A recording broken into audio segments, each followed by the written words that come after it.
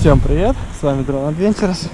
И сегодня у нас путешествие по замкам Беларуси.